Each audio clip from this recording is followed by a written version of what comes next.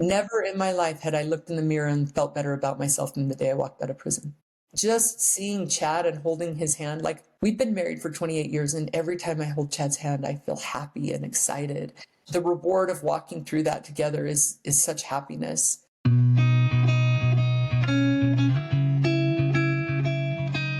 Hi, I'm Kristen Brunius, and this is the Overcomers Podcast. I am so excited for you to hear the stories of incredible people overcoming trials and turning them into triumphs. From everyday moms and dads to entrepreneurs to community leaders and beyond, you'll see how everyone has a story of overcoming, and those stories are what connect us all. Let's hop right in.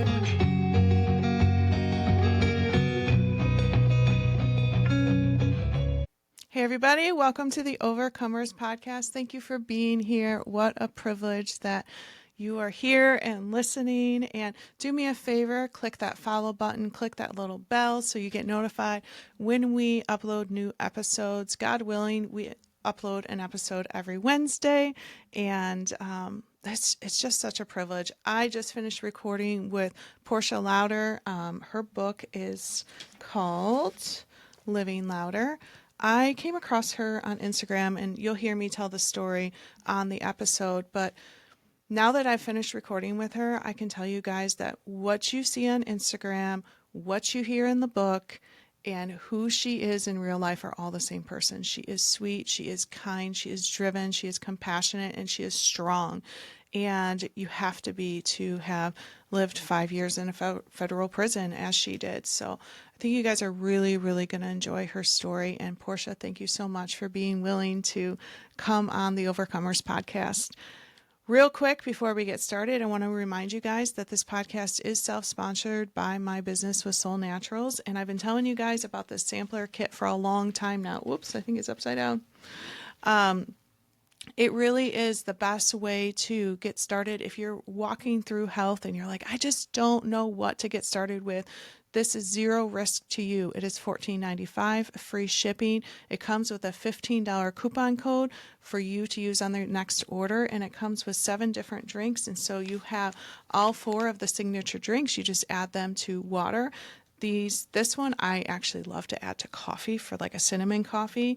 These 3 are different variations of fruity flavors. This one's more pineapple, this one's a little bit more lemony, and this is just more of like a general fruit flavored. And then of course we have the 3 proteins, chocolate, vanilla, and then the collagen blend.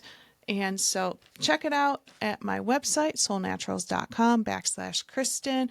Be sure to be at soulnaturals.com.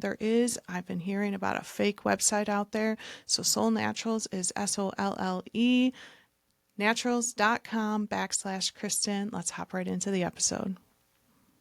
Hey everybody, today we have an amazing guest from my favorite state, the state of Utah. So I was just telling Portia Louder, welcome to the podcast. Thanks for being here.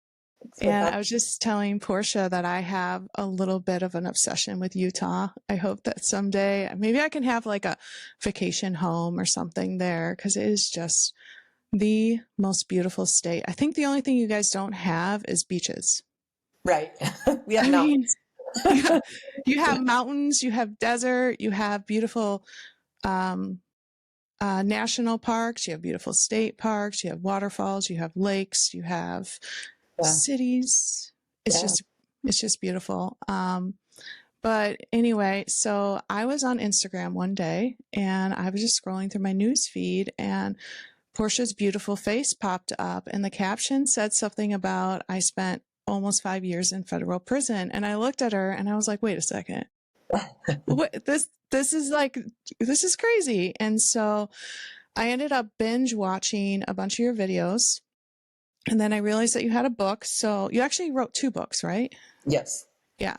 So the one book that we'll talk most about today is called Living Louder. And I will tell you guys, there were parts of this book that like literally as I was laying in bed reading it after I put my kids to bed that I'm like ugly crying, because as a mom, it just like tears your heart apart. And then I was like, you know what? I'm going to ask her if she'll be on the podcast, thinking you would never reply. Because, you don't know, like people who have thousands of views, tens of thousands, hundreds of thousands of views, you're like, oh, is there a person behind that account? And then there you were.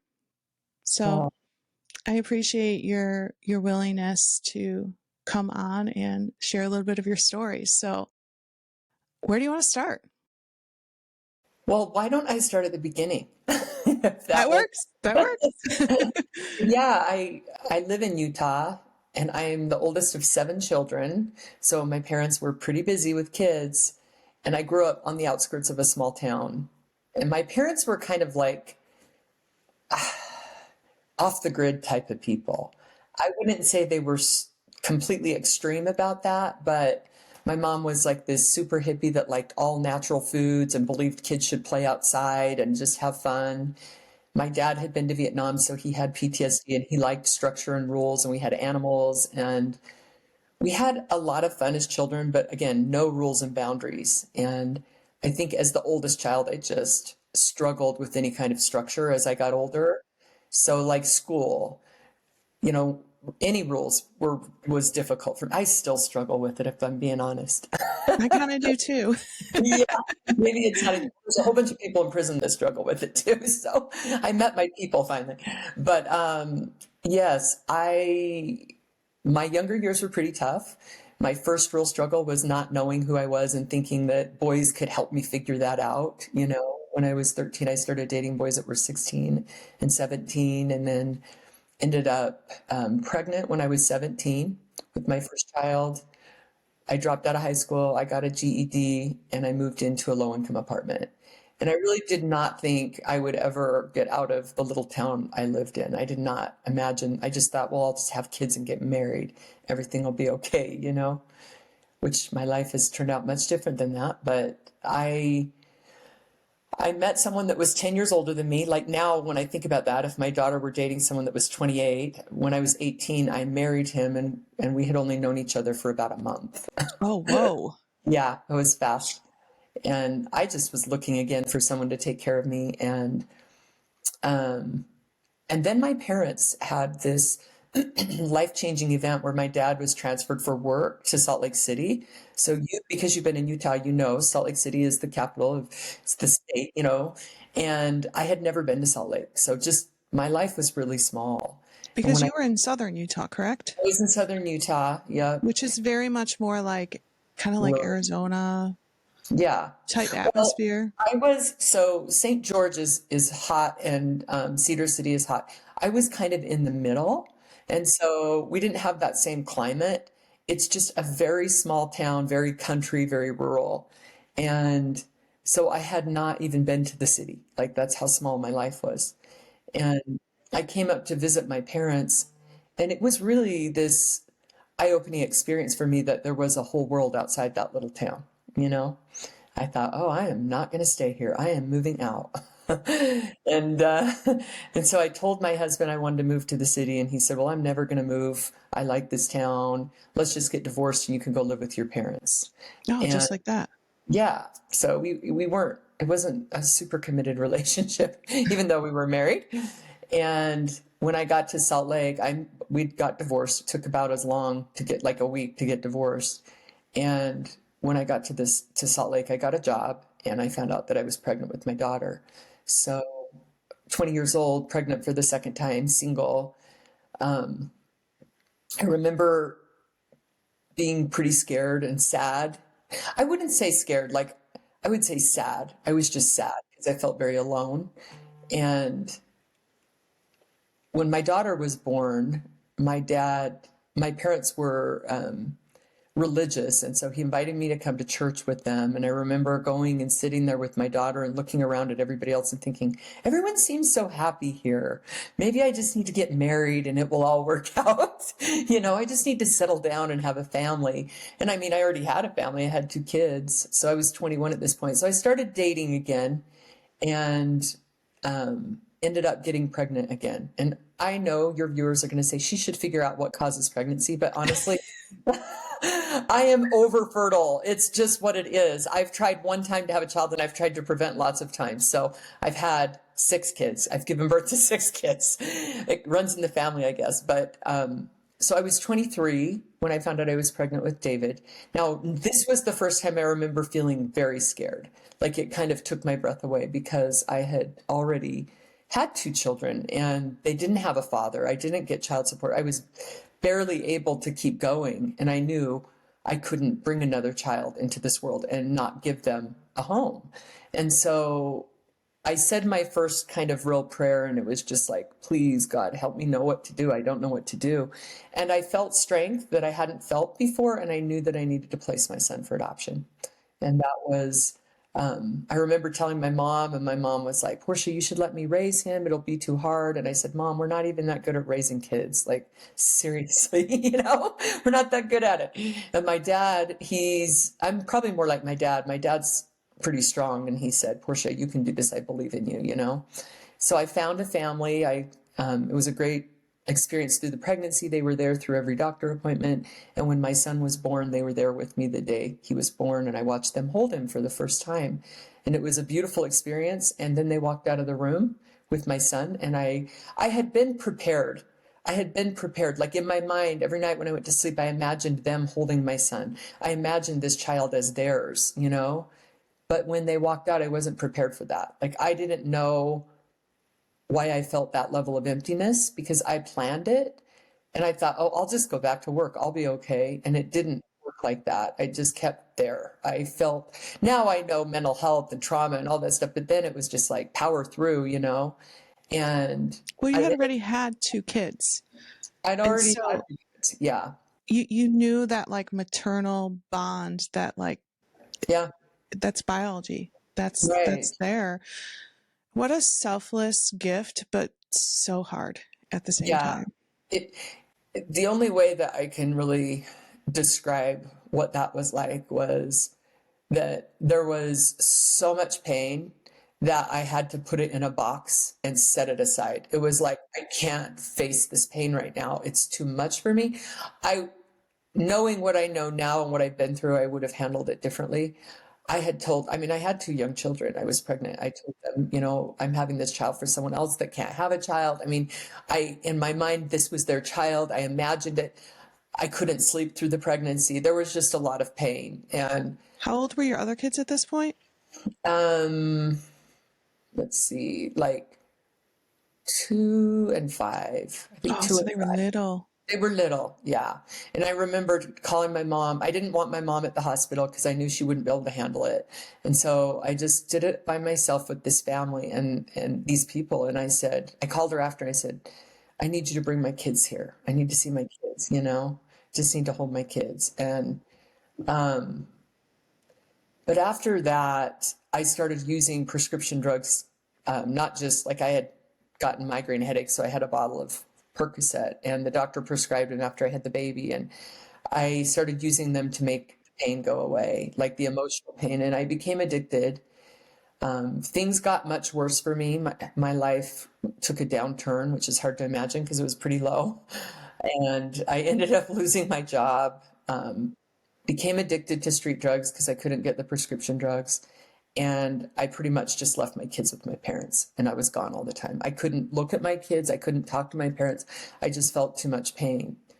And I remember coming home late one night after being out doing what I was doing on the street. And when I walked in, my oldest son now, was about 7 or 8 years old. And when I walked in, my mom was standing by this window with him and he had been crying, waiting for me. And my mom, it was, my mom looked at me and she said, Portia, I can't imagine what it would take for you to change your life, but all this boy cares about is you. And if that's not enough for you, whatever would be.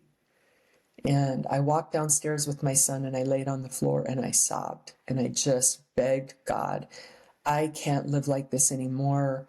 Please take it from me.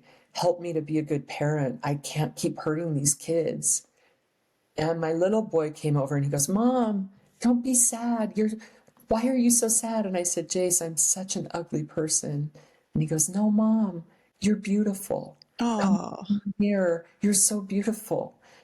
And that night, my heart broke in a way that I can't really describe. Like, and the next day I walked upstairs and I said, Dad, I need help. I can't do this. And he said, you need to talk to someone other than me. I've tried to help you and I don't think I'm the one. He's like, go over and talk to, there's a guy across the street that knows more about addiction. You can go talk to him.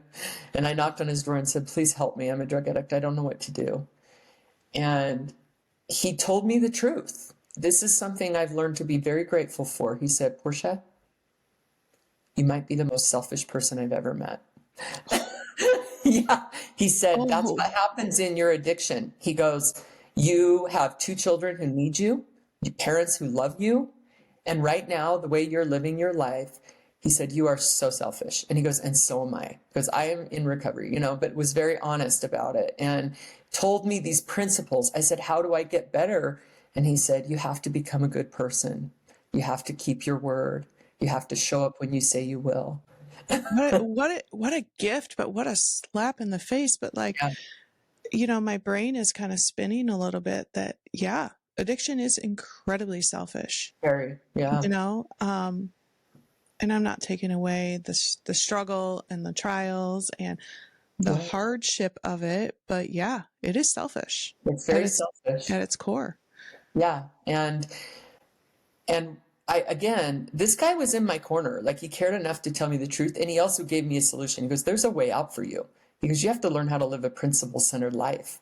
And he gave me the AA Big Book. I was willing to listen to anybody. I was desperate. I didn't understand what was wrong with me. Now, I remember thinking this would be the hardest thing I ever had to do, because it was hard, which don't ever say that. Don't ever say that. That's just a setup right there.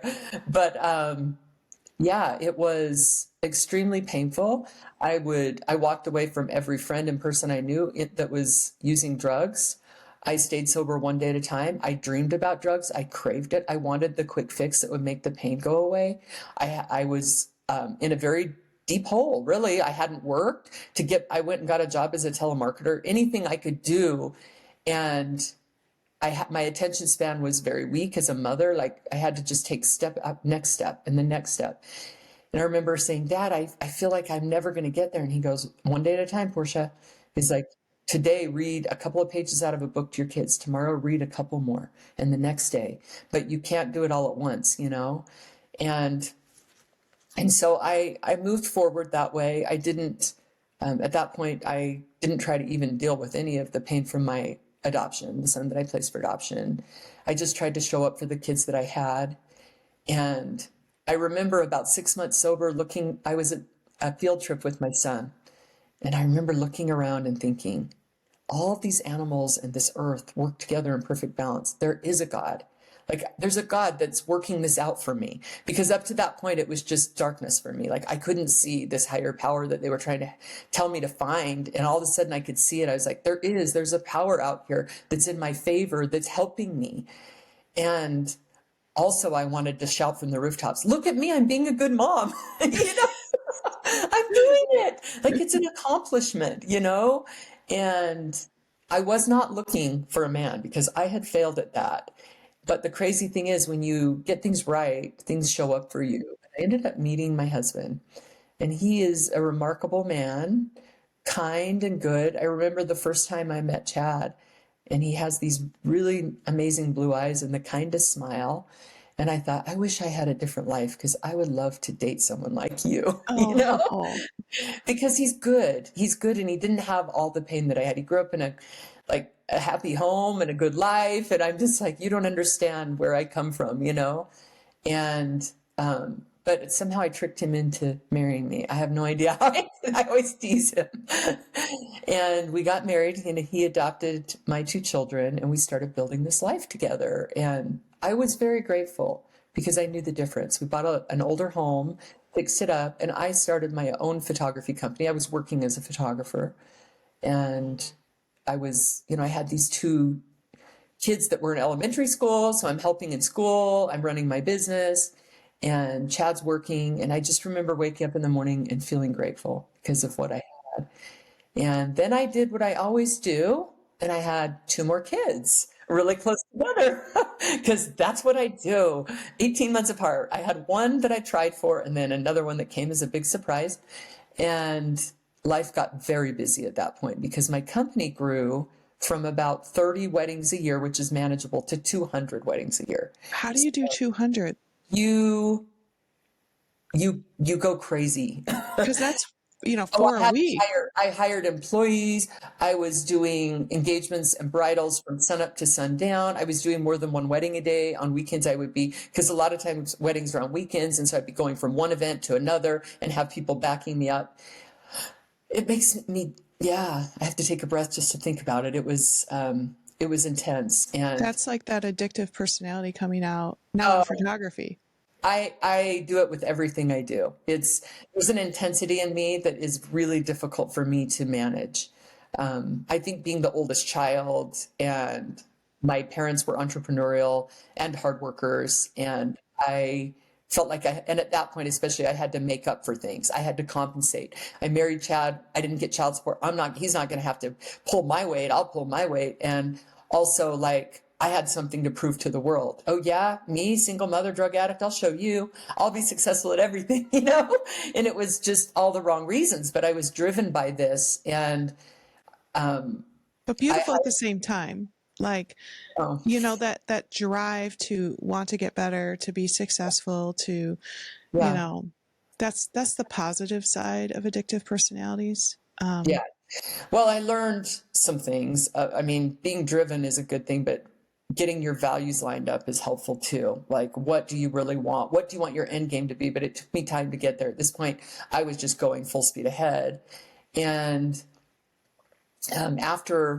so I had hired a nanny to help with the kids, decided we needed to build a new home because I couldn't fit like employees and stuff in my house. I had taken over the house. It was like photo equipment and negatives and people it was back when we had film and I had people coming and going. And I'm like, I'll build a house with a separate studio. So bought a lot, started building a house, have two kids in elementary school, and my back goes out and I have to have back surgery.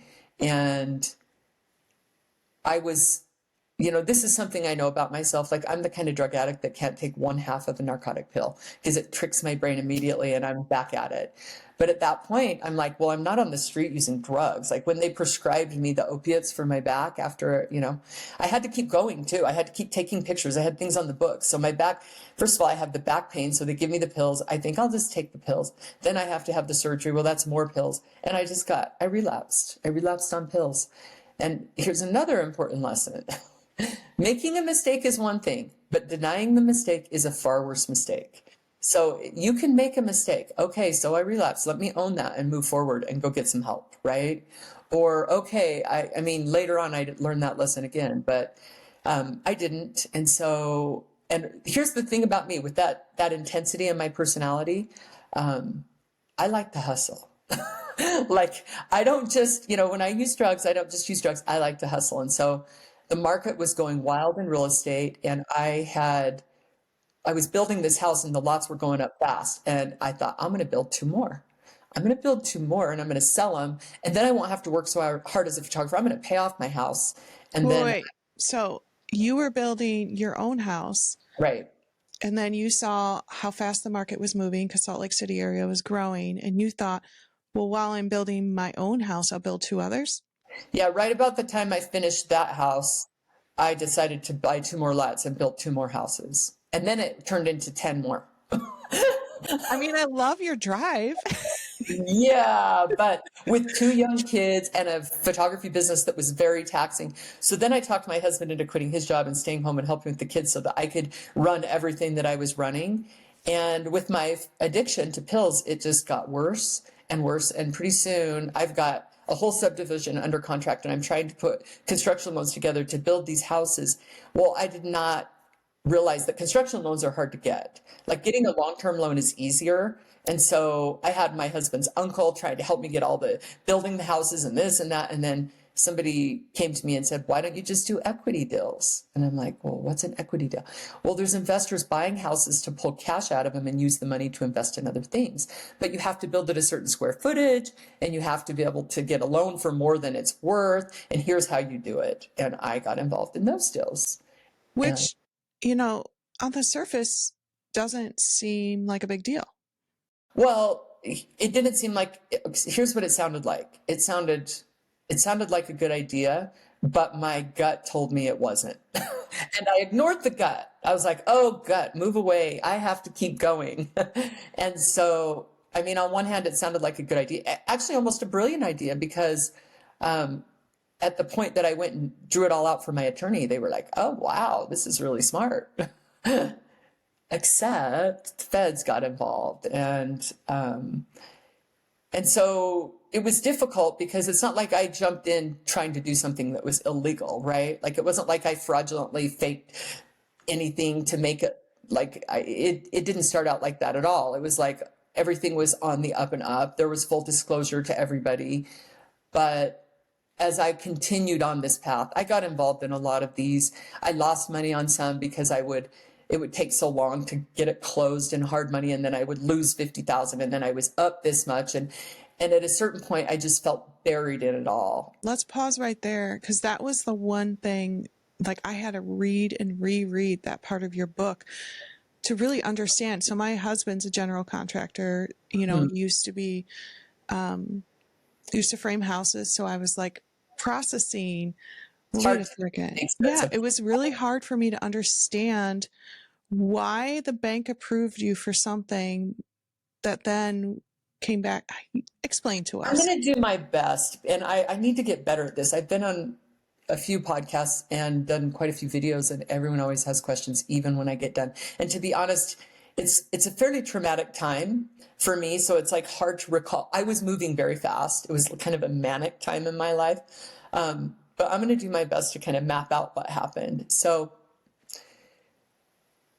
there were $1 million homes popping up like crazy. And I basically was introduced to this concept of, if it's a certain square footage, it will appraise for $3 million, and you can build it for $1.5 million. And then we close it in a way where the bank ends up lending more than they're not lending 1.5, they might be lending 2 million, and that $500,000 would go back to the person that buys the home. And it's done through what's called a joint venture. And so you take an agreement to the title company, and when the bank funds the deal, $1.5 million would go to pay off the loan and everything else, and that other $500,000 goes to an LLC that comes back to the buyer. Now, at that point in time, the bank was aware when these deals were first sent out, and it's much different now. There were loans where you could get a loan. They call them liar loans now, but you basically state your income. You just write it on the form. And you would send an appraisal over to the bank and say, all right, I'm buying this. We're paying $1.5 million, but the home appraises for $3 million, so we're going to borrow this much more. Are you okay with it? And they would say, yeah, we'll even lend an extra $100,000. Because again, these banks at this time were over lending, and then they were doing exactly what I was doing and bundling them all up and selling them for more and selling them for more. So everybody's making money on the come up. And then this was 2006? 5 to 2007. Yeah, 5 to 7, right in there. And then 8 was the crash. And so it seemed brilliant until it wasn't. And then things started tipping. And when things tipped, it was like, okay, well, now the banks are flipping out about it. And now the FBI is flipping out about it. And title company, and it was kind of like I was in the middle of a lot of these deals that had happened. And I mean, there were very literally, there was a billboard on the side of the freeway saying, use your credit score to get cash back on a house, right? Yeah. So it was common practice at the time. I hear it's happening again. I have people reach out and say, well, was it? And I'm like, I don't even want to talk about it. Like this is a great big nightmare for me. But if that explains it, basically what you're doing is you're getting a loan for more than the house is worth. Now, the house was not worth $3 million. It appraised for that. And that's where the fraud lies, part of the fraud, even though like they can't really, the way that they ended up indicting me and getting me was through misrepresentations on loan apps, because the structure of it wasn't illegal, but they hated the structure of it, if that makes sense. Like they were mad about the outcome, but they had to, it's kind of like when they go in and get like a crime boss, they get them on wire fraud and mail fraud. That's what they got me on, was my wire fraud and mail fraud. But at the end of the day, when you're getting an appraisal for 3 million, but a normal buyer, an everyday buyer, like you want to go buy a house for your family, you would never pay 3 million for that house. It only appraises for 3 million because it was almost built to appraise for $3 million. It has a lot of square footage. It's not near, I mean, square footage really kind of determines the value of a home. And so you may have this really nice home that's like upscale for $3 million with all the nice appliances. We would build boxes for $3 million, like great big houses that were not that nice. So we didn't have a lot of money going out in it, but they would compare to the others because it's based on square footage and location. Well, yeah, and a 2-story box is so much cheaper than like a ranch house. Right. Exactly. Yeah. We built it Yeah. cheap to fit the criteria so people could borrow against it. And that's really, it became like an asset. And the way it was described to me by investors that taught me how to do it was that that's what banks do. They borrow cheap and lend high. All you're doing is getting the cheapest money you can, which is against a house, especially with these types of loans, because they had negative amortization loans. So that means like a $3 million house would be like a $5,000 a month payment. So you're getting your $500,000 extra for and a house for $5,000 a month, and it's going back every month. Now that payment would be $15,000, $20,000. But at that point in time, they had these crazy loans that were going to bump up over time, and it just tanked the market. And so when the FBI came in and investigated, they were mad. And I'm like, why me? Go talk to the banks, go talk to the appraisers, talk to the mortgage brokers.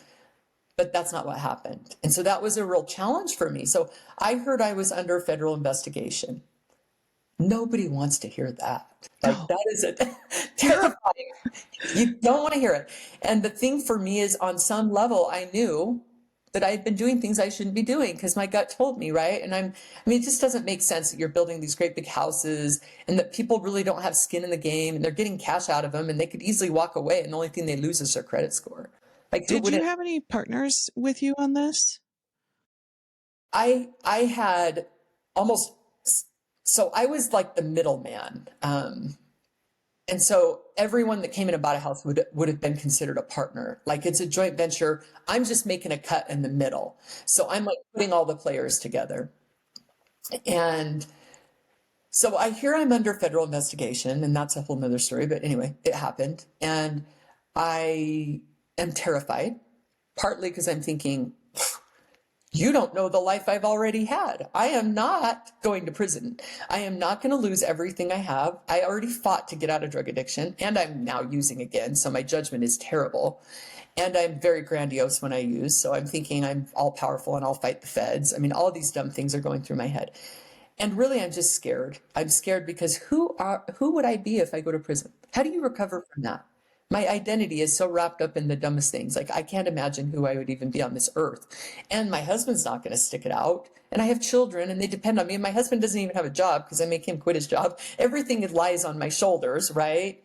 And the feds don't go away. They just showed up and stayed and kept investigating. And I hired attorneys and I spent every dime I had fighting it, and my marriage was really struggling. My husband was very angry and frustrated and scared, and our poor kids grew up with this weighing, over them. And this would have been another really good opportunity for me to say to the FBI, I made a mistake. How can I make it right? That would have been probably 2 years, like a 2-year prison sentence, which was still terrifying to me because 2 years seems like a long time to be away from your family. But instead, I just kept fighting, and I found attorneys that said, no, you didn't break the law. And what I was mad about was the banks were at fault. Everyone else was at fault. Why are you coming for me? Like, I'll give you the banks because I know all the top people that totally are aware of this structure. And they were saying the banks were my victim. And I'm like, no, they're not. They're part of the conspiracy. But in the end, all I did was push myself to a place where I ended up having a full-on mental breakdown, lost everything financially, pushed my marriage to the limit.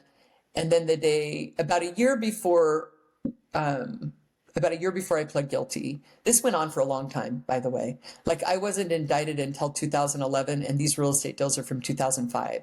So I was being investigated. Yeah, it went on and on and on, which was awful. Like I could have wrapped this up and been done, you know? And so after I was indicted, they had told my husband, like, if you stand by her, you could get indicted also. And they did indict him. Like, I didn't plead, so they indicted him. So now I'm thinking I am at complete war. Like, there is no way you're going to put my husband in prison too. Like, and Chad wasn't involved with it. It was me, you know? And so about, I would say about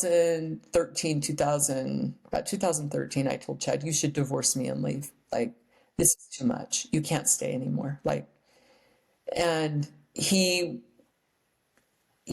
that whole night, he said, I laid there so mad at you. I thought, what, she's going to drag us through all this and then she wants to walk away, which it wasn't because I wanted to walk away. I just thought, you can't stand by me through all this.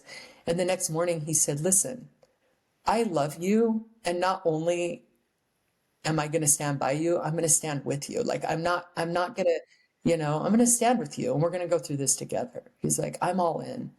And that was like such a turning point for us because I knew we're going to get through this. In 2015, the day finally came for me to walk into the courthouse. And So it it took was 10 years between the time I did the real estate deal to the time that I walked in to a federal courthouse to be sentenced. Yeah. And so when people say, why are you still talking about this? I'm like, it's 2025. I'm like, oh, it was 20 years of my life. Like I'm 53. It's like about half my dang life. It wasn't just a walk in the park. It was a big life-changing event.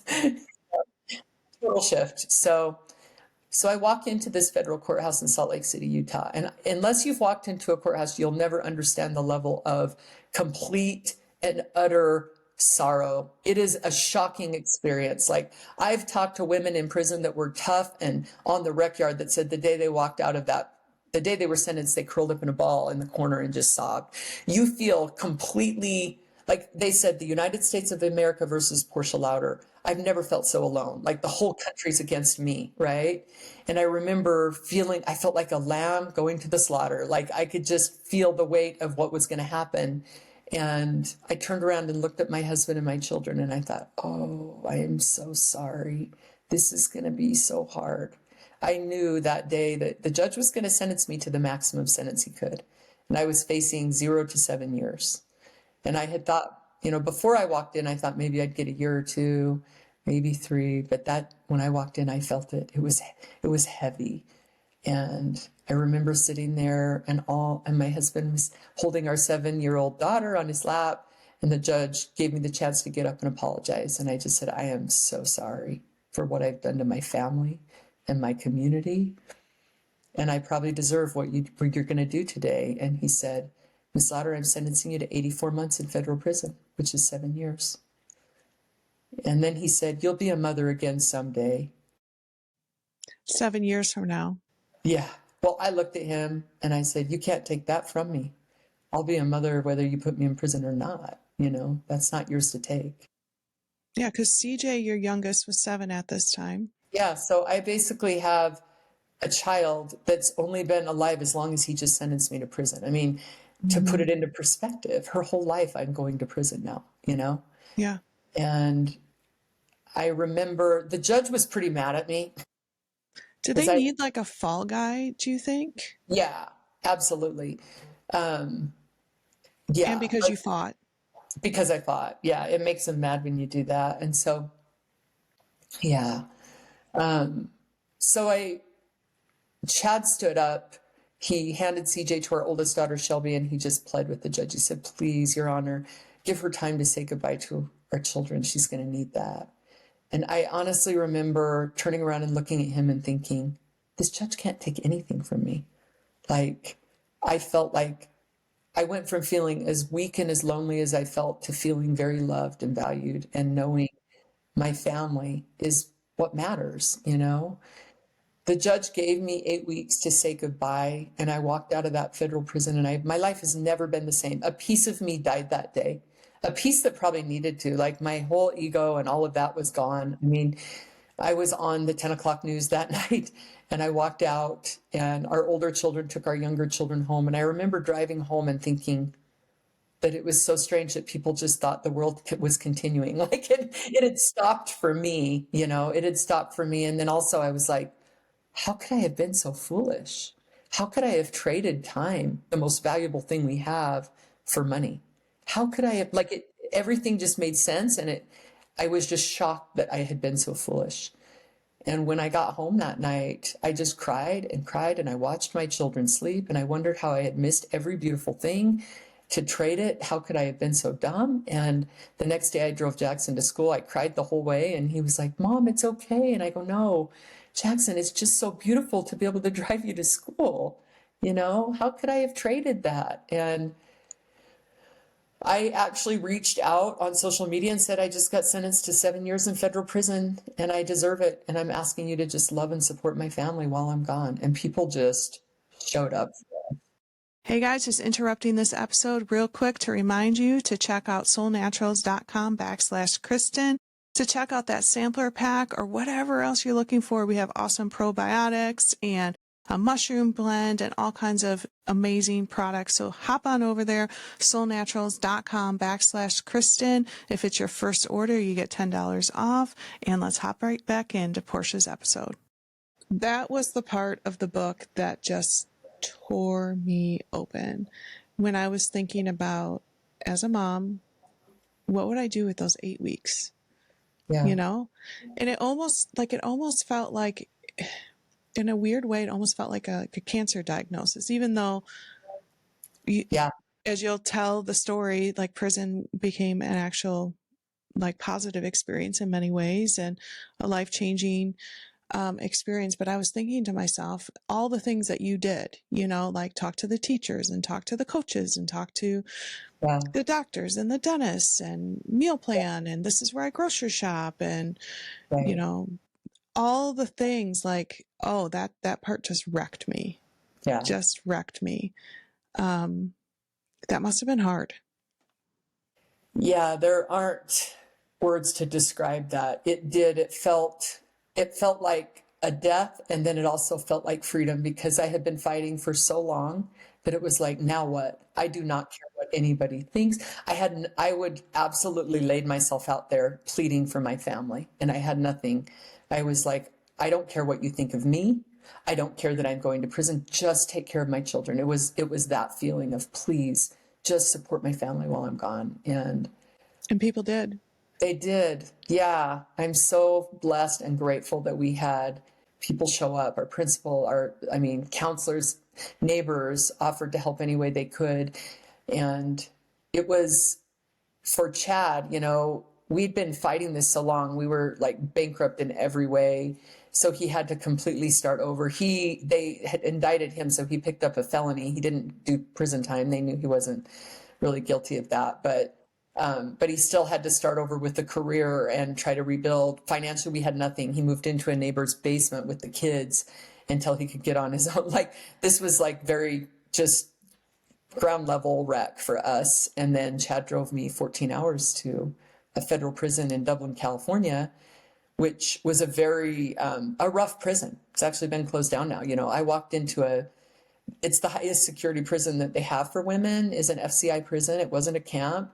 And when I walked in, I was devastated, not even words to describe that feeling of complete devastation. So.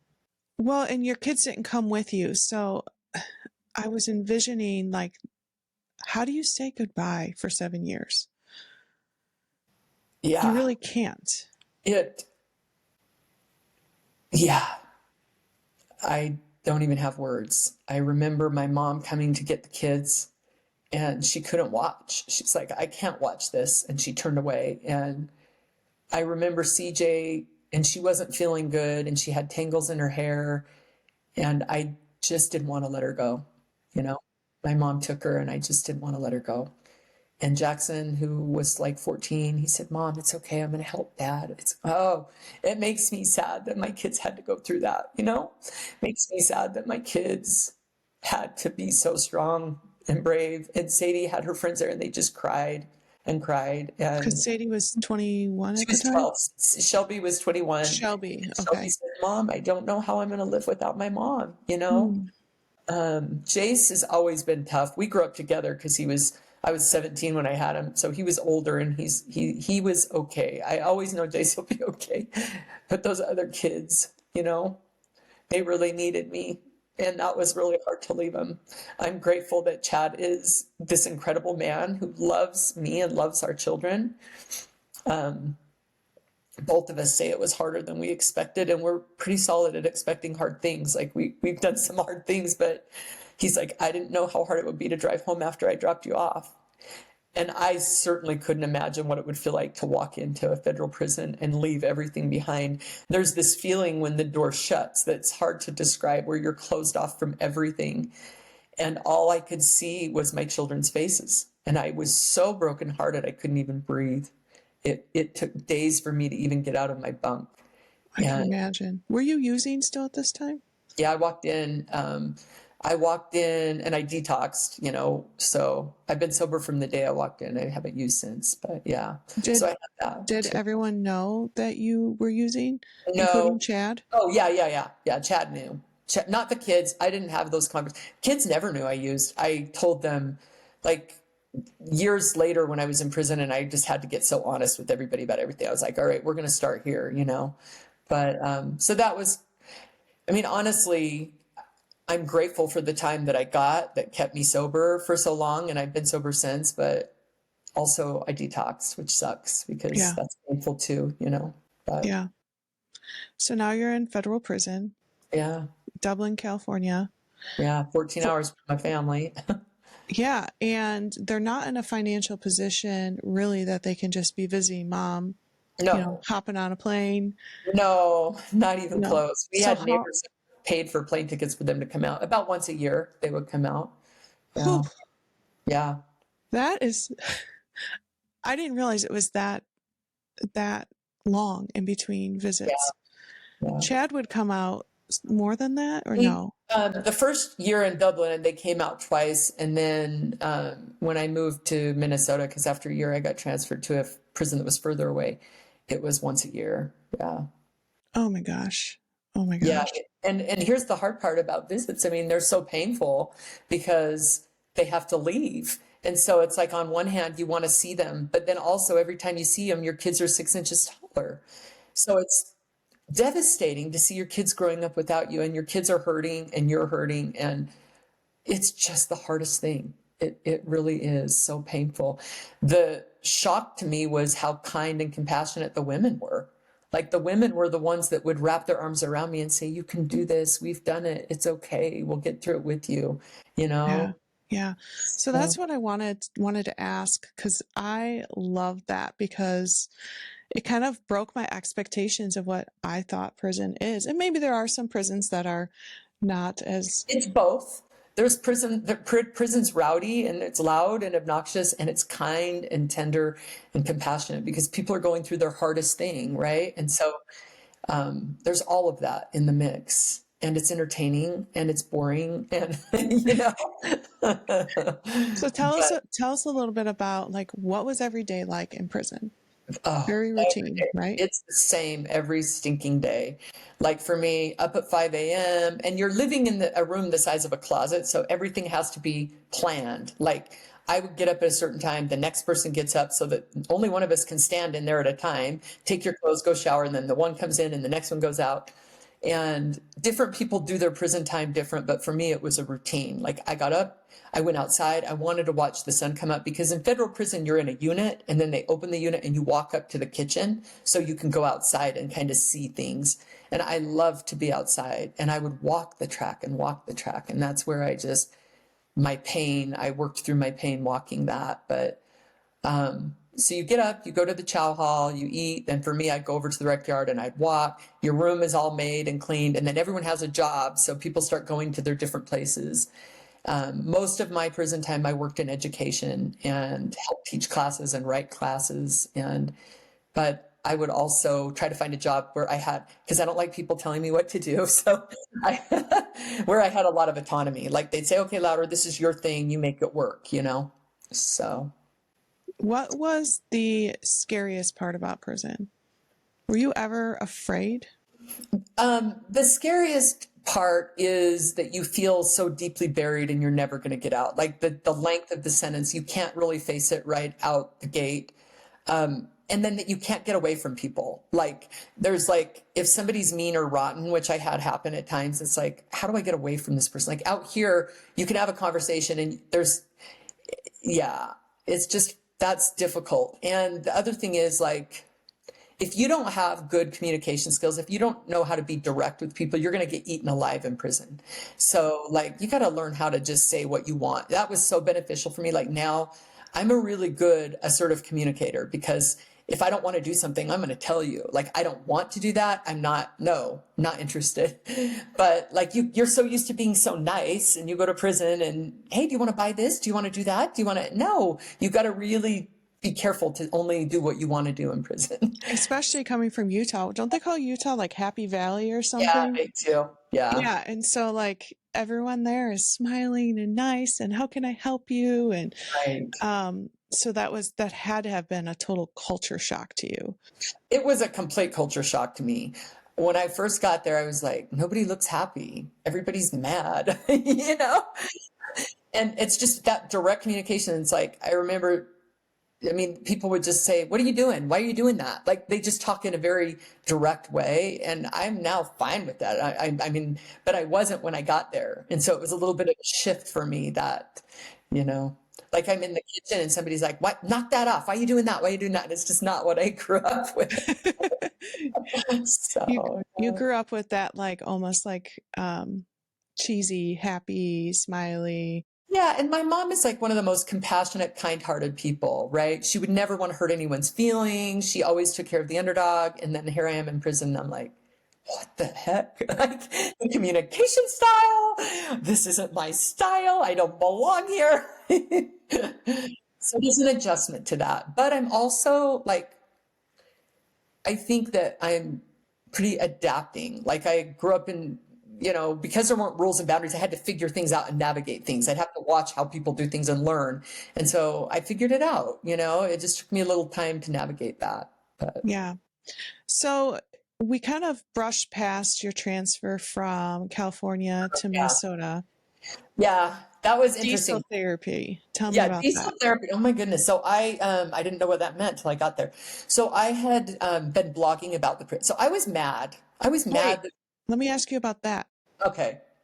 You were allowed internet connection in Well, prison? I started a blog before I went to prison in a way, in an effort to kind of connect to the community who had already been reaching out to and asking for support, and said, I'll just continue to write about my experiences. So I had a blog, and I figured I'd write letters home and Chad could post them for me. But in federal prison, you have access. It's called True Links. You don't have access to the internet, only to email specific family members. And so I would just email Chad and he would post it for me online. And I became, now that prison had lots of problems and I started writing about them all. And, Oh, and it made them mad. And I did not care because I was mad that I was in prison. I didn't want to be there. And they kept calling me over to the lieutenant's office saying, why are you doing this? And I'm like, they're like, we didn't put you here. And I go, I don't care. I don't want to be here. If you want to let me out, that's fine. Oh, no, that's not going to happen. So they ended up putting me in the SHU, which is segregation. Now, this is much worse than regular prison. This is like a tiny little dog kennel jail cell that's pretty, you're very claustrophobic. You feel like you're now in a real vault. There's like a long cement hallway and there's just a bunch of these locked down cells that are kind of scary. And so they put me in there. And the scary thing is you don't know how long you'll be there. They don't tell you. You could be there for 6 months. You don't know. And so luckily I was only there for 3 weeks, and they don't tell you where you're going. And they did tell me, we're going to send you to a different prison. We don't want you here. But they didn't tell me where and how long I would be there. And so then the U.S. Marshals show up, and this is shocking. Like they cut these big shotguns and they chain you and shackle you. Because I had self-surrendered to prison, right? I walked right in. I'm like, and they put me on a plane and they chained me to other inmates. And it's kind of like the movie Con Air. And it's very uncomfortable because for hours, you're Yeah, it's very uncomfortable. And so then they transfer you from one place to the next. They went from California, then to Nevada, then they bus you out to a detention center, and then you sit in a cell for hours that's cold and miserable. And then they take your handcuffs off, put you in a unit, then they put you back in the cell and then back on the bus. And this went on for a month for me, from place to place.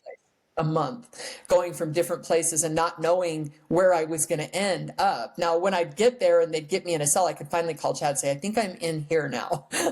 And it was scary, and not knowing where you're going to land. You're in a very fight or flight place because you're around people you don't know, and the whole transfer process is traumatizing. Eventually I ended up getting to Minnesota, and California to Minnesota, like, you could not be more different, like, oh, climate right. wise. Yeah, California. I'm in Oakland, California, like straight up the hood. And then they transfer me to Minnesota. Now, I actually am so grateful I landed in Minnesota. I really liked the officers there. I liked the Midwest. It was a different vibe. And it turned out to be, I was there 3 years. It was a real healing place for me to be. But it was further away from my family. And that just made me so sad to be that far away from them. So. Yeah. So they call it decel therapy because they knew what they were doing, correct? Yeah, I had never heard of that. But when I explained it to one of the officers, he's like, "Oh, you made him mad. They gave you a little diesel therapy, huh?" And I'm like, "Are you kidding me?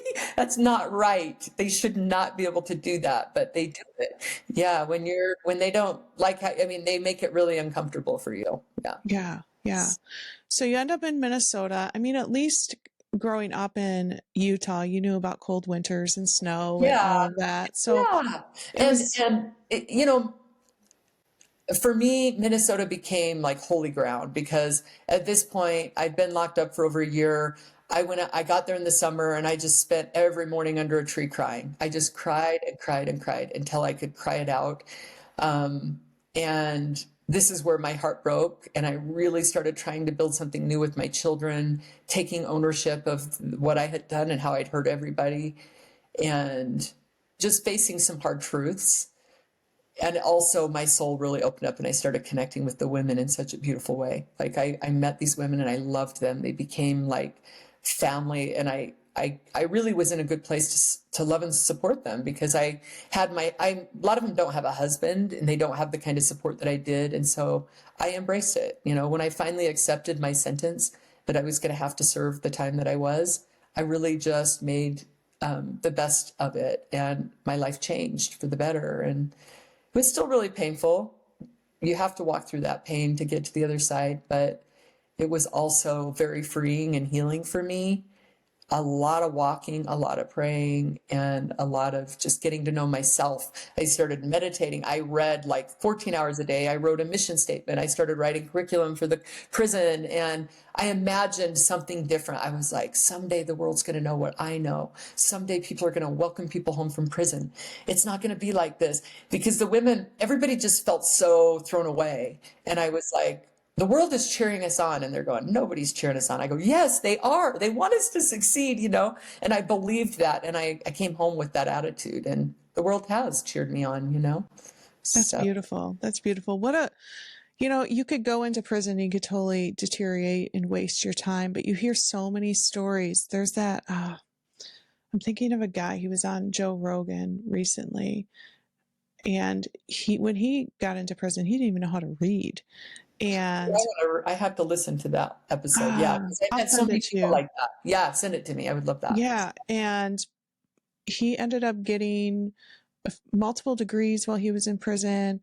It was an incredible interview. I mean, the fact that he went from being in prison, not even knowing how to read, to teaching himself how to read, getting a GED, getting college degrees, and now he made it on the biggest podcast in the entire world. That's like, so cool. That is super cool. Just a few more questions. Tell me what I loved about what you said about your time in prison was that it was peaceful. It was connected. The relationships with the women, you reflected after you got out, which we'll get to later, that it was really weird for you that when like people wouldn't say hi or they wouldn't talk to you. And tell us a little bit of like the peace that you found. Yeah. Well, you figure I went 5 years without a cell phone. I mean, you can't even go to a third world country and do that. Like, so to me, that's amazing. What a gift I got. And there is genuine connection. We didn't have cell phones in there. So we sit on a bench and talk to each other, you know? Somebody new comes in, you go ask them how they're doing and what you can do to help them out. And I just got to know people and I got to know myself. And I felt this. There is, because we're separated from the outside world and all the distractions, it's painful because we don't have all the distractions. We have to actually face ourselves. But it's also very simple and purifying. And nobody would think of prison as purifying, but it was. It was purifying. Yeah. Yeah. And sometimes, I mean, you've had teenagers. How old is CJ now? She's She's 17 now. She's my youngest, but I've yeah, gone through several teenagers. Yeah. yeah, and it's always a challenge. Like you're out for dinner, and I make everybody put their phones in the middle of the table, but then you're talking about something, and you're like, oh yeah, did you see this? And then you pick up your phone and you're googling it or whatever. So like, it's so hard to have any kind of conversation or night out or anything without your cell phone and to really look people in the eye. And that's Yeah. why I think podcasts have become so popular, that even though, yeah, the people who are listening to this are probably listening on their cell phone, but they're Right. listening to a long conversation about Right. things that matter. And I Yeah. think we're craving that yeah. So I thought that was beautiful. So you finish out your sentence Yep. and you go back home. Mhm. How did that go? By the time they called my name over the intercom, my heart was so full and I was nervous and I was excited. And the thing I think was so beautiful about it was that I really liked myself. Never in my life had I looked in the mirror and felt better about myself than the day I walked out of prison. And how strange is that, right? Like my integrity, I had worked so hard on restoring, and I loved these women so much. They all came running out cheering for me when I walked out of the prison. And my sweet husband was waiting there with flowers. And I mean, just seeing Chad and holding his hand, like the way that I love him after what we've been through. We've been married for 28 years, and every time I hold Chad's hand, I feel happy and excited. I mean, I love him so much. The reward of walking through that together is such happiness. I was overwhelmed. Like we stopped at a gas station and I ran back to the car because I couldn't make a decision. Everything seemed so big and scary. But some of the beautiful things that happened is the son I placed for adoption reached out and wanted to get to know me, you know? Yes. So amazing. Like that box of pain that box of pain that was so deep, you know? Like when I opened it, there was this beautiful thing that had grown into something that, like, I can't even tell you, like, he is such a beautiful soul. And how grateful I am that I made that choice. And it just I had to have the time and he had to have the time. And I'm so grateful that I met him when I was in a place to give him something of myself, you know? I now have grandkids who are the most amazing thing. I went to work in drug treatment. I didn't know what my life would look like. I have people often when they leave prison and they're like, well, how do I get a job? I'm like, I just tell you this, do the work while you're in prison, become the best version of yourself and the world will show up for you. I came home, got a job for 13 bucks an hour in drug treatment. But while I was working that job, I wrote my first book, you know, and my heart was so full, I had to do it. And then people would ask me to speak about my experiences. And then someone else offered me a better job and then a better job. And I just show up where I'm at and do the next right thing. And now I've written 2 books and now I mean, so many things have come of that. And with my family, you know, I had this moment when I was in prison when my husband and kids came out to see me. It was the first visit I had in Minnesota. And when I saw my daughter, Sadie, she was 14, she was really struggling, really depressed. Imagine going through your teenage years with your mother in prison and feeling so alone. And I remember going back to my bunk that night and I was on my knees the whole night and I was just praying, please God, take care of my kids. And I imagined her, and I did this in my whole prison sentence, happy someday, like happy on a beach, dancing and laughing, because she was that kid when she was little. And I thought someday we'll get there together as a family, you know? And in January, we went to Hawaii, and I had that moment. I watched her standing outside on the beach dancing with my grandson. And it was like this most beautiful moment of restoration and full circle moment for me. And I thought, it is so worth it to work through the hard stuff, to walk through the middle and face that pain. It's the only way to get to the beauty on the other side. And I would never undo, as hard as it was. I've had so many beautiful experiences. I've been home now as long as I was gone. I was gone 5 years. I've been home 5 years. And the restoration in my life, is impossible. As painful as it was, the beauty is so beautiful. It is. It is. I had a mentor tell me when I was going through some tough stuff, she was like, Kristen, the only way out is through. Yeah. In other words, like, you can go back to where you were. You keep doing the work. It'll never be the same. Like the first half of my sentence, I held on to pictures of who I was and a story of who I was. And I kept thinking, I just got to get back there. But that wasn't it. I had to move forward to who I was supposed to be. You had to move through. Yeah. Oh, there's so many other questions that I could ask you, but we're over an hour, and you guys, we'll have to do it again. We'll come back. We'll circle back. Yeah. And you know what? You have the most amazing Instagram page. Are you on Facebook too and TikTok? I'm on Facebook and TikTok and Instagram. Yep. So yeah. And basically what she does is, I don't know where you get the questions from, or they're just. I just am driving and I go, I'll talk about this, and pull over and I still. Yeah. And it's very, very just spontaneous for me. Yeah. So. Like little things like makeup in prison, or what did we eat, or trying to think of some of the other ones you've done. Yeah. Just sleeping in prison, or like how just different experiences meeting people and kind of what that was like. Very humanizing. And So. Yeah, I really enjoy it. So you guys check her out on all 3 platforms. She has 2 books. We'll link them below. And is there anything else you want to add? I want your listeners to know, like, whatever it is that you're going through, you can't see it yet, but the best version of you is waiting on the other side. Yes. So. Love that. Well, thank you, Portia Louder. It has been a privilege. And we'll see you guys next week.